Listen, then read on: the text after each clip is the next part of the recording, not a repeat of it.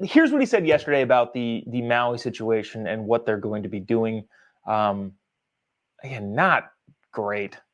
FEMA also authorized one-time payments of $700 per household to folks who've been displaced so they can do the immediate things of just taking care of medications and prescriptions that they so badly need. The administration is authorizing $700 to each individual household, which is such a weird thing to do. I think what happened during COVID, I think approval ratings went up when the government just wrote people checks. When people figured out they could vote money out of the treasury, well, that's when the country goes to hell. But I think that there was this idea, and continues to be this idea in the administration, that, well, people like it when we cut them checks, so let's just cut them a check. The problem is, it's not a money issue, at least from what I'm seeing and I'm hearing, and I've talked to a couple people that are close to the situation in Maui. They don't need cash, they need water and food.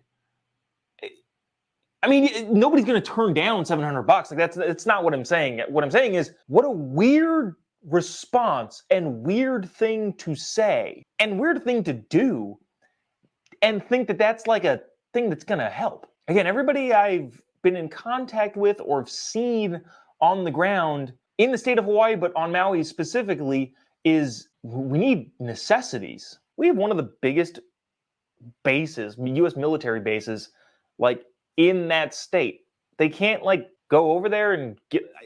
The response has been terrible, is what I'm saying. And this is a weird way of trying to alleviate the pressure on how bad this response has been. Now, Joe Biden went to Milwaukee yesterday. I guess he's going to go to Maui on Monday, which even some lefties, especially on Twitter, are having a problem with.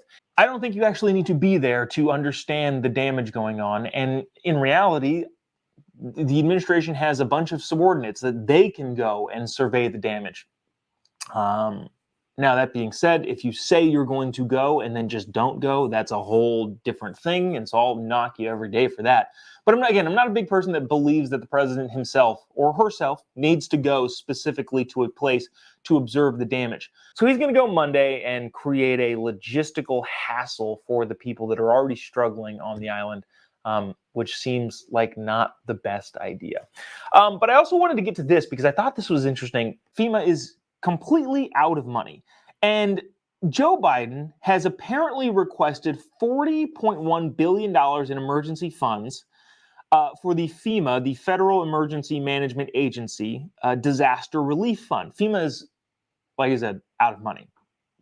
Now, one of the issues that I think a lot of people have, including Senator Marco Rubio, is that in that $40.1 billion, the Biden proposal includes, and this is the FEMA Disaster Relief Fund, the proposal includes $24.1 billion for Ukraine and $12 billion for FEMA.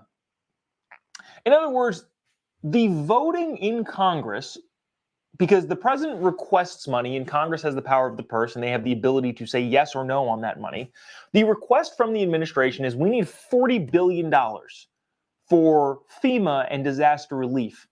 But $24 billion of those dollars supposedly are going to go to Ukraine, according to the request from the Biden administration, says Marco Rubio, Senator R, Florida.